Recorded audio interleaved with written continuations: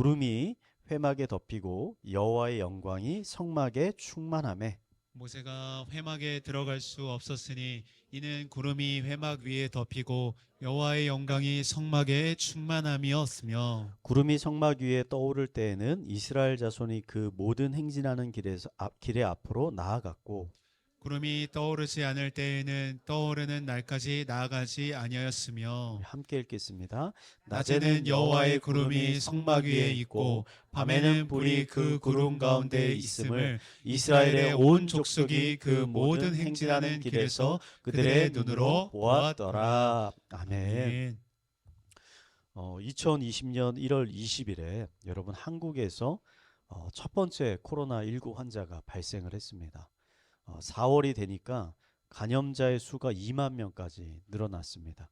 감염자가 빠르게 늘어나자 보건복지부에서 코로나19의 확산을 막기 위해서 집회 금지 명령을 내렸습니다. 그러니까 이 집회 금지 명령으로 가장 큰 타격을 받은 곳이 바로 교회입니다. 왜냐하면 한국에서 교회만큼 집회와 모임이 많은 조직이 없기 때문입니다. 나라에서 모여서 예배하는 것을 이제 금지하니까 교회 안에서 여러 가지 말들이 터져 나왔습니다. 어떠한 교회들은 국가의 방침에 잘 따르는 것이 하나님의 뜻이라고 말했고, 또 어떤 교회들은 모여서 예배하는 것을 절대 포기해서는 안 된다.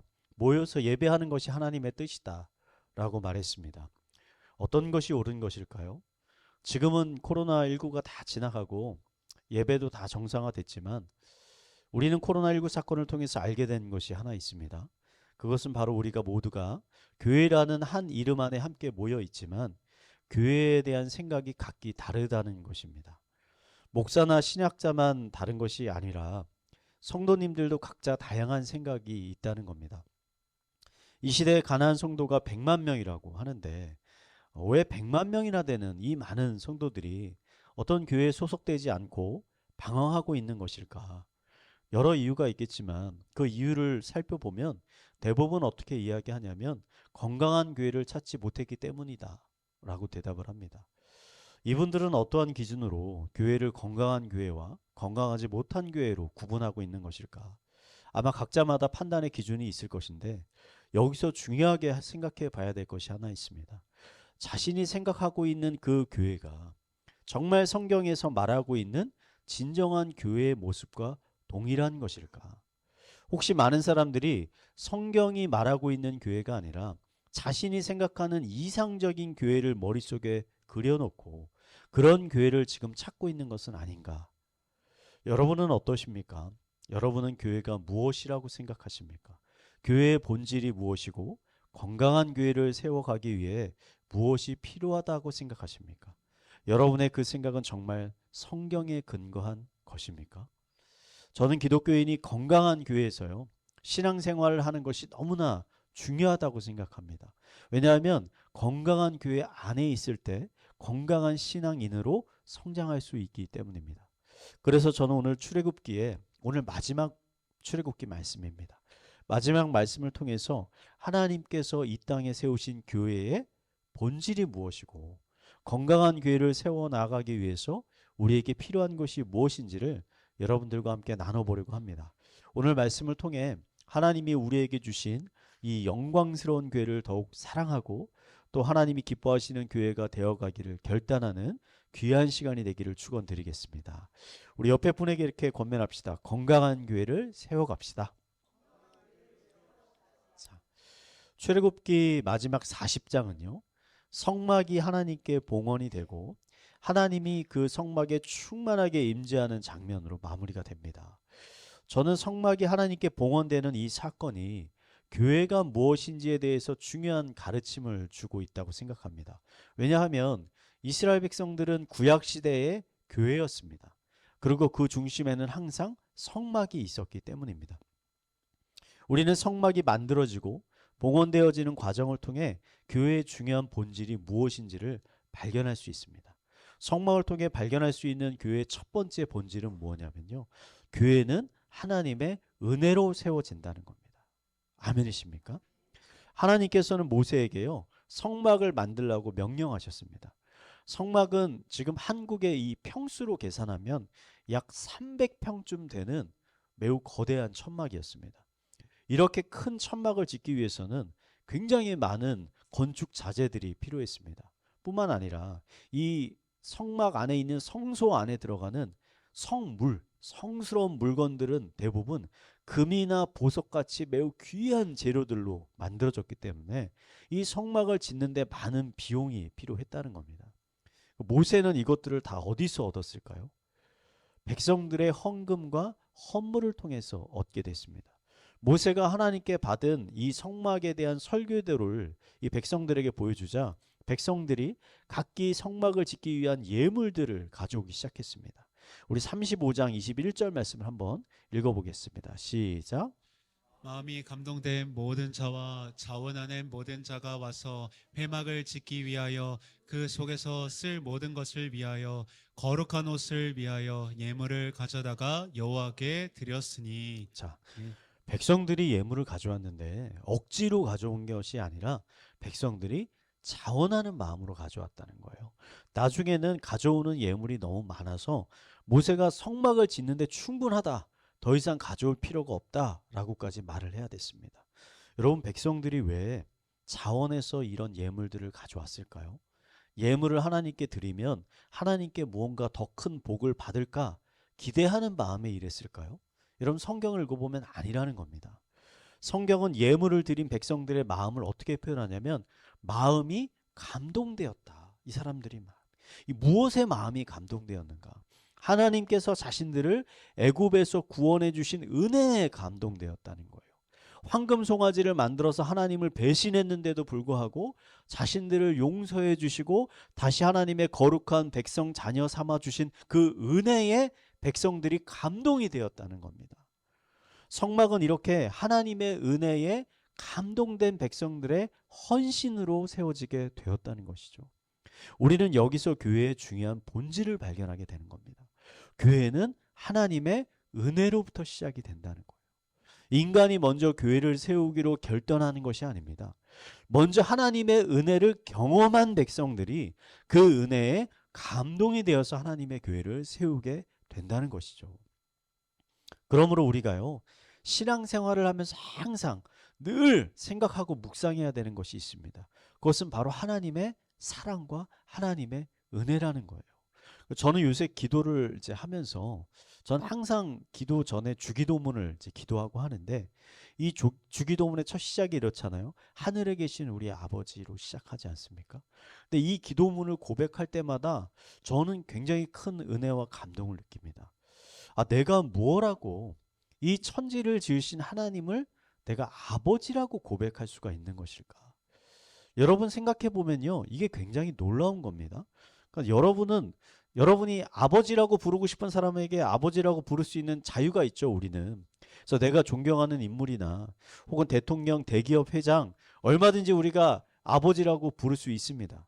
근데 중요한 것은 내가 그 사람을 아버지라고 부른다 그래서 그 사람이 우리를 자녀로 생각하는 건 아니잖아요. 그죠? 근데 온 우주를 창조하시고 통치하시는 하나님은 우리를 자녀로 생각하신다는 거예요. 자식으로 생각하신다는 거예요. 아들과 딸로 받아주신다는 거예요. 여러분, 이게 얼마나 놀라운 은혜인지 아십니까? 우리가 하나님의 백성, 하나님의 자녀가 된 것은요, 우리가 그냥 되고 싶다 그래서 되는 게 아니에요. 내가 하나님, 오늘부터 하나님 믿을게요. 그러면 그냥 자동적으로 되는 게 아니에요. 하나님께서 우리를 하나님의 아들과 딸로 받아주셔야, 용납해 주셔야 우리가 하나님의 거룩한 자녀, 하나님의 거룩한 교회가 될 수 있다는 것이죠. 여러분, 주일 예배에 나오실 때요, 그래서 이런 마음을 품고 나오시기 바랍니다. 나는 오늘 예배 가운데 나를 죄와 심판 가운데서 구원해 주시고 하나님의 거룩한 자녀 삼아 주신 하나님의 그 크신 은혜, 그 크신 사랑을 더 깊이 경험하고 돌아가리라. 더 깊이 경험하고 돌아가리라. 그리고 이스라엘 백성과 같이 하나님께 내가 드릴 수 있는 최고의 감사의 예배를 드릴 것이다. 이런 결단하는 마음을 가지고 와야 한다는 거죠. 여러분, 이것이 교회라는 거예요. 교회는 하나님의 은혜와 사랑을 끊임없이 선포하는 것. 오늘 예배를 통해서 이러한 하나님의 사랑과 은혜를 깊게 경험하게 되시기를 축원드리겠습니다. 우리 옆에 분에게 이렇게 고백합시다. 하나님은 당신을 사랑하십니다. 네. 여러분, 이 말은 여러분 쇠뇌돼도 돼요. 다른 거에는 쇠뇌되면 안 되는데 하나님이 우리를 사랑한다. 이 말은 쇠뇌돼도 됩니다. 자, 오늘 말씀을 통해서 발견할 수 있는 교회의 두 번째 본질은 교회는 철저히 하나님의 뜻에 따라 세워져야 한다는 거예요. 하나님은 모세에게 이 성막을 지으라고 명령하셨습니다. 근데 단순히 모세야 성막을 커다란 성막을 지어라 이렇게 끝낸 게 아니라 어떠한 모양으로 어떠한 크기로 어떠한 재료를 사용해서 지어야 할지를 매우 자세하게 설명해 주셨다는 거예요. 꼭 건축 설계도를 주신 것처럼. 출애굽기 39장 43절은 백성들이 이 성막을 어떻게 만들었는지를 잘 보여줍니다. 우리 한번 읽어보겠습니다. 시작. 그 마침 모든 것을 본즉 여호와께서 명령하신 대로 되었으므로 모세가 그들에게 축복하였더라. 아멘. 자, 모세와 백성들은요, 자신이 생각하기에 좋아 보이는 모양으로 성막을 만든 게 아닙니다. 아, 이렇게 만드는 게 하나님이 좋아하시겠지? 이런 게 아니었어요. 철저히 하나님의 말씀에 따라서 성막을 만들었습니다. 그리고 하나님이 이 성막을 보시고 축복하고 기뻐하셨다는 거예요. 여러분, 성막을 만드는 이 과정은 우리가 교회를 어떻게 세워가야 하는지를 잘 보여주고 있는 것이죠. 교회는 철저히 하나님의 말씀에 근거해서 세워져야 합니다. 여러분, 건강한 교회는 어떠한 교회입니까? 건물이 크고 좋은 시설을 갖춘 교회가 건강한 교회입니까? 아니죠. 이스라엘 역사상 가장 큰 성전은 예수님 시대에 있었던 헤롯 성전이었어요. 헤롯 대왕이 증축한 헤롯 성전. 이 성전이 얼마나 크고 화려한 성전이냐면 솔로몬의 성전보다 몇 배 큰 성전입니다. 거대한 성전. 하지만 그 안에 여러분 하나님의 영광이 없었습니다. 예수님이 그 성전을 보고 뭐라 하시냐면 도둑들의 소굴이다. 겉보기에는 화려하지만 사실은 하나님이 안 계시다. 그렇다면 프로그램과 재미있는 이벤트가 많은 교회입니까? 여러분, 이것도 아닙니다. 여러분, 유대교는 어떤 다른 종교들보다도 집회와 행사와 모임이 많은 종교였어요. 하지만 예수님은 그들 안에 하나님에 대한 사랑이 없다. 가짜다. 이렇게 말씀하셨어요. 그렇다면 건강한 교회는 여러분 어떠한 교회입니까? 건강한 교회는요, 사람의 뜻이 아닌 하나님의 뜻에 따라서 세워져 가는 교회입니다. 아무리 사람의 눈에 좋아 보일지라도, 사람의 생각에 효율적으로 보일지라도 하나님의 뜻에 그것이 어긋난다면 자신의 생각을 내려놓고 하나님의 뜻에 순종하는 교회가 바로 건강한 교회입니다. 아멘이십니까? 복음서에는요, 예수님이 예루살렘 성전을 깨끗하게 청결케 하는 사건이 기록되어 있어요. 예수님이 6월절에 예루살렘 성전에 올라가셨습니다. 예수님이 성전 바깥쪽에 있는 성전에 이렇게 단계가 있거든요. 가장 바깥쪽에는 이방인들이 머물 수 있는 이방인의 뜰이라는 곳이 있습니다. 그 이방인의 뜰에 갔는데 그 뜰에 돈을 환전해 주는 사람, 또 제사에 쓸 동물들을 파는 상인들이 장사하는 모습을 봤어요.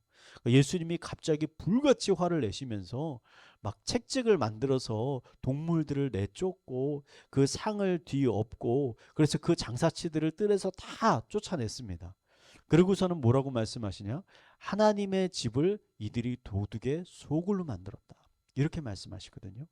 여러분, 근데요, 당시의 시대적인 상황을 보면 이방인의 뜰에서 환전을 해주거나 동물을 파는 상인들 꼭 필요한 사람들이었습니다. 왜냐하면 이 당시에 수많은 유대인들이 어디서 살냐면 예루살렘에 사는 유대인들은 그렇게 많지 않아요. 대부분의 유대인들은 로마 제국 전역에 흩어져 살았습니다. 그런데 이 사람들이 이 모세의 율법에 따라서 1년에 3번 정도는 예루살렘에 올라와서 하나님께 제사를 드려야 했어요. 근데 너무나 먼 곳에 사는 유대인들은 사용하는 돈이 다릅니다. 화폐가 달라요. 그래서 자기네 돈을 가지고 와도 쓸 수가 없어요. 그래서 누군가 예루살렘에서 그 돈을 환전을 해줘야 돼요. 그리고 동물 제사를 드려야 되는데 너무 먼 곳에부터 동물을 끌고 오기가 힘든 거예요. 그래서 자기는 그냥 돈만 가져오고 누군가 동물을 여기서 돈 받고 팔면 하나님께 제사 드리는 것이 훨씬 편리했던 겁니다. 그래서 이런 유대인들의 편의를 위해서 환전해 주거나 동물을 파는 상인들이 예루살렘 안에 많이 있었다는 거예요. 여기까지는 여러분 문제가 되지 않아요. 근데 문제는 이 제사장들이 상인들의 요청에 따라서 이방인들이 와서 머물면서 기도하는 그 이방인의 뜰에 이런 장사를 할 수 있도록 허가를 해줬다는 거예요. 원래는 그 밖에서만 장사를 했었는데 그 결과가 뭡니까? 환전과 재물을 사는 유대인들은 더 편해졌죠. 성전하고 더 가까우니까. 근데 반대로 이방인들은 하나님께 와서 기도할 수 있는 조용한 공간을 빼앗겨 버리게 됐다는 거예요. 예수님이요, 이사야 말씀을 인용하시면서 이거 말씀하시는 거예요. 성전은, 하나님의 집은 만민이 기도하는 집이다. 하나님이 이렇게 정하신 거라는 거예요. 그런데 너희가 이 본질을 잊어버렸다는 거죠. 만약 제사장들이 이 이사야서에 기록된 하나님의 말씀을 마음 깊이 숙고했다면 이 이방인의 뜰을 장사꾼들에게 내어주지 않았을 것입니다. 여러분, 요새 유튜브를 보면요, 새로운 모습의 교회들이 많이 세워지고 있습니다. 또 새로운 교회 시스템들이 많이 시도되고 있습니다. 시대의 변화에 따라 분명 교회도 달라져야 되는 부분들이 있을 것입니다. 하지만 절대 여러분, 타협할 수 없고 양보할 수 없는 본질이 분명히 있습니다. 우리가 그 본질을 잃어버리게 될 때 우리가 속한 교회는 거룩함과 건강함을 여러분 잃어버리게 될 것입니다. 우리 기쁨의 교회 첫 번째 비전 다 아시죠? 하나님을 아는 지식이 충만한 교회잖아요. 하나님을 아는 지식이 우리 안에 여러분 충만해질 때 우리는 비로소 하나님의 말씀에 순종해서 하나님의 건강한 교회를 세워갈 수 있게 될 것입니다. 우리 옆에 분에게 이렇게 고백합시다. 하나님을 힘써 압시다. 하나님을 힘써 압시다. 마지막으로요, 오늘 성막 봉헌의 사건을 통해서 발견할 수 있는 교회의 세 번째 본질은, 교회는 하나님의 임재가 있는 곳이라는 거예요. 하나님의 충만한 임재가 있는 곳. 하나님의 말씀에 따라 성막이 지어지고 또 봉헌이 드렸어요. 하나님께 봉헌을 드렸어요. 그러자 갑자기 구름이 성막을 가득히 덮기 시작합니다. 너무 가득히 덮어서 사람들이 접근할 수조차 없을 정도로. 그리고 하나님의 영광이 그곳에 충만하게 임재하게 되었습니다. 여러분, 우리는 여기서 이 성막의 중요한 본질을 발견할 수 있는 거죠. 성막은 하나님의 충만한 임재가 있는 곳이었다. 여러분, 이것은 사도행전에 기록된 오순절의 성령 임재 사건과 일맥상통하는 거예요. 똑같은 사건입니다. 예수님이 부활하셔서 승천하신 후에 제자들이 예수님의 명령에 따라서 예루살렘을 떠나지 않고 모여서 기도하고 있었습니다. 마가의 다락방에 모여서 매일매일 기도했는데, 그러던 중에 오순절에 기도하는 이 제자들에게 하나님의 성령이 불꽃 같은 형상으로 충만하게 임재하게 됐다는 거죠. 성령의 충만함을 받은 제자들이 밖으로 나가서 예수가 그리스도다, 예수가 구원자다, 예수가 진정한 왕이다 라고 선포했어요. 이것을 통해서 예루살렘 교회가 처음으로 세워지게 됐잖아요. 성령의 충만한 임재를 통해서 교회가 처음 세워지게 됐다는 겁니다. 여러분, 이러한 사건들을 통해서 우리는 교회는 하나님의 충만한 임재로부터 시작된다는 것을 깨닫게 됩니다. 그리고 하나님의 충만한 임재야말로 건강한 교회를 세워가는데 가장 중요한 요소라는 것을 발견할 수 있게 되는 거죠. 여러분, 교회는 사람들을 만나러 오는 곳이 아닙니다. 교회는요, 하나님을 만나러 오는 곳입니다. 이 시대의 많은 교회들이 교회의 거룩함을, 건강함을 잃어버리게 된 가장 큰 원인 중에 하나가 바로 하나님께 집중하는 것이 아니라 사람에게 집중했기 때문입니다.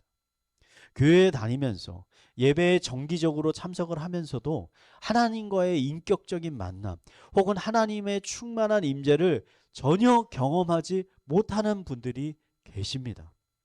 그런데도 많은 성도님들이 아무런 고민 없이, 아무런 염려 없이 그냥 교회를 다니고 있어요. 왜일까요? 교회에 가면요, 친한 사람들이 있기 때문이에요. 그 친한 사람들과의 교제가 신앙의 중심을 차지하고 있기 때문이에요. 하나님 대신 그 사람들이 내 허전한 마음을 채워주기 때문에 그런 일이 일어나는 거예요. 여러분, 사람이 필요 없다고 얘기하는 건 아닙니다. 동역자들과 성도님들은 참 중요합니다. 하나님이 우리에게 주신 선물이에요. 근데 그게 하나님과 우선순위가 뒤바뀔 수는 없다는 거예요. 얼마 전에 한국에서 이름만 들어도 다 아는 아주 큰 교회에서 세습을 하는 일이 일어났습니다. 많은 성도들이 반대했지만 결국은 세습이 됐어요. 이 근처에도 그런 세습을 하고 있는 대형 교회들이 있습니다.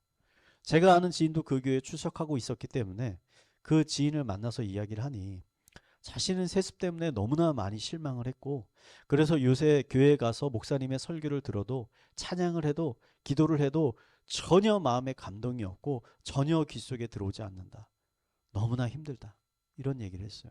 그래서 저는 그 지인에게 이렇게 물었습니다. 그렇게 신앙생활이 힘들고 말씀에 대한 거부가 있고 아무런 은혜가 없는데 왜 그 교회에 계속 남아 있습니까? 라고 물었어요. 그러자 그 지인이 말합니다. 제가 이 교회에서 신앙생활을 오래 해서 친한 사람들이 여기 많습니다. 그래서 그 사람들을 두고 떠나는 게 너무나 어렵습니다. 이렇게 얘기했어요. 이 말은 결국 하나님의 임재는 없지만 사람들이 있으니 나는 괜찮다는 거예요. 여러분, 이러한 것이 교회를 병들게 하는 것입니다. 그리고 결국 자신의 신앙도 황폐하고 메마르게 만드는 것이죠. 예수님은 자신을 따라오려는 제자들에게 이런 말씀을 하셨습니다. 마태복음 10장 37절 우리 함께 읽겠습니다. 시작. 아버지나 어머니를 나보다 더 사랑하는 자는 내게 합당하지 아니하고 아들이나 딸을 나보다 더 사랑하는 자도 내게 합당하지 아니하며. 사랑하는 성도 여러분, 하나님의 임재를 경험하지 않으면서도 교회 생활이 만약 즐겁다면 그것은 여러분 건강한 것이 아닙니다. 그것은 마치 인스턴트 음식을 먹으면서 앞으로 건강해질 것이라고 여러분 착각하고 있는 것과 동일한 것입니다. 하나님의 임재가 없는 여러분 성전을 한번 상상해 보시기 바랍니다. 과연 그곳이 성전으로서의 역할을 할 수 있는 것일까? 과연 그곳에 하나님의 놀라운 은혜와 역사가 있을 수 있을까? 하나님이 주시는 위로와 만족과 기쁨이 있을 수 있을까? 아마 없겠죠. 하나님이 없는 교회는 꼭 제가 상상해 보니까 신랑과 신부가 없는 결혼식과 똑같은 것 같아요. 화려하고 웅장한 예식장이 있더라도, 인류 요리사가 준비한 맛있는 음식이 준비되어 있더라도, 유명한 가수들이 와서 축하 공연을 하더라도 결혼식장에 신랑과 신부가 없다면 어떻게 되겠습니까? 진정한 잔치가 될 수 있겠습니까? 사랑하는 성도 여러분, 무엇보다도 하나님의 충만한 임재를 사모하시기 바랍니다. 하나님 안에 참된 기쁨과 안식이 있습니다. 헛된 것들을, 사람들을 의지하지 마시고 살아계신 하나님을 의지하시기 바랍니다. 우리 옆에 분에게 이렇게 권면합시다. 하나님의 임재를 사모합시다. 자, 오늘 말씀을 정리하겠습니다. 우리 시대에는요, 여러분 더 이상 구약 시대에 성막과 성전이 존재하지 않습니다. 제가 예루살렘에 한번 갔다 오니까 없더라고요. 이 시대에 하나님의 거룩한 성전은 다 무너지고 남아있지 않습니다. 그렇다고 해서 성막과 성전이 완전히 사라진 것은 아닙니다. 이 시대의 성막과 성전은 바로 우리 자신입니다. 기독교인 한 사람 한 사람이 하나님의 거룩한 교회입니다. 사도 바울은 이렇게 말합니다. 너희는 너희가 하나님의 성전인 것과 하나님의 성령이 너희 안에 계시는 것을 알지 못하느냐.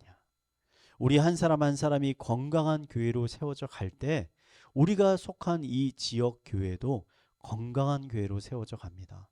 건강한 교회가 되기 위해서 세 가지가 있습니다. 첫 번째, 늘 하나님의 은혜와 사랑을 기억하고 여러분 선포해야 합니다. 다른 사람에게도 선포하시고 내 자신에게도 선포해야 합니다. 두 번째, 늘 하나님의 말씀에 순종하며 살아가시기 바랍니다. 기도와 성령보다 앞서지 마시고 늘 하나님의 기뻐하시는 뜻을 구하시며 그 뜻에 순종하며 살아가시기 바랍니다. 마지막으로 세 번째, 하나님의 충만한 임재를 갈망해야 됩니다. 여러분, 성전이 봉헌되니까 하나님의 영광이 구름과 같은 형상으로 성막에 충만하게 임재했습니다.